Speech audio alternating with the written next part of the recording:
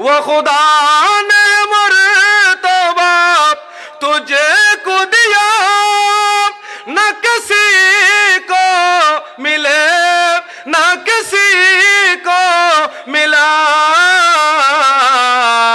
के कलाम मुझे दोने काए शाह के कलाम मुझे दोने काए शाह तेरे शहरो कलामो बाका की कसम है कलाम इलाही में शम्सो दोहा।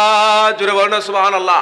আমার নবী মেরাজে যায় নাই, আল্লাহ নিয়েছেন দাওয়াত দিয়ে, জিবরিল পাঠিয়ে, ফেরেশতা পাঠিয়ে, বুরাক পাঠিয়ে আমার নবীকে আরশ আজিম পেরিয়ে লামকানে নিয়ে আমার নবীকে স্বয়ং আল্লাহ দেখা দিয়েছেন। জুড়ে বলুন না সুবহানাল্লাহ। এই জন্য কিয়ামত পর্যন্ত আমার নবীকে যারা দেখবে তারা স্বয়ং আল্লাহকে দেখার স্বাদ পাবে।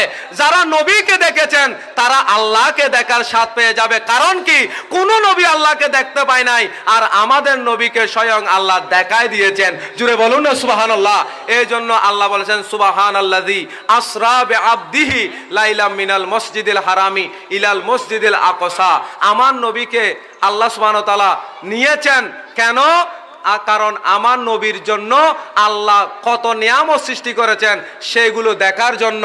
আমার নবীর ব্যাপারে স্বয়ং আল্লাহ বলেছেন ওয়ালা সৌফা ইউতিকা রব্বুকা ফাতারদা। মাহবুব, আপনার জন্য এত কিছু সৃষ্টি করেছে, আপনি দেখেছেন। শুধু তাই নয়, আপনাকে এত বেশি আপনার প্রভু দান করবে যে ফাতারদা, আপনি নবী তো সন্তুষ্ট হয়ে যাবেন, খুশি হয়ে যাবেন।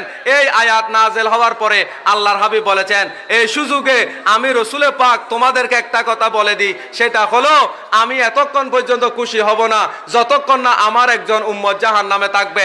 তাহলে আমাদের জন্য সুসংবাদ, এই মেরাজ হয়েছে উম্মতে মুহাম্মদের সুসংবাদ দেওয়ার জন্য। যেই নবীর কারণে কিয়ামতের ময়দানে উম্মতে মুহাম্মদীরা সাহারা পাবে, সেই নবীর মেরাজ অবশ্যই বিশ্বাস করতে হবে। সশরীরে হয়েছে সেটা বিশ্বাস করতে হবে, অন্যথায় সেই ব্যক্তি গোমরাহ হবে। এই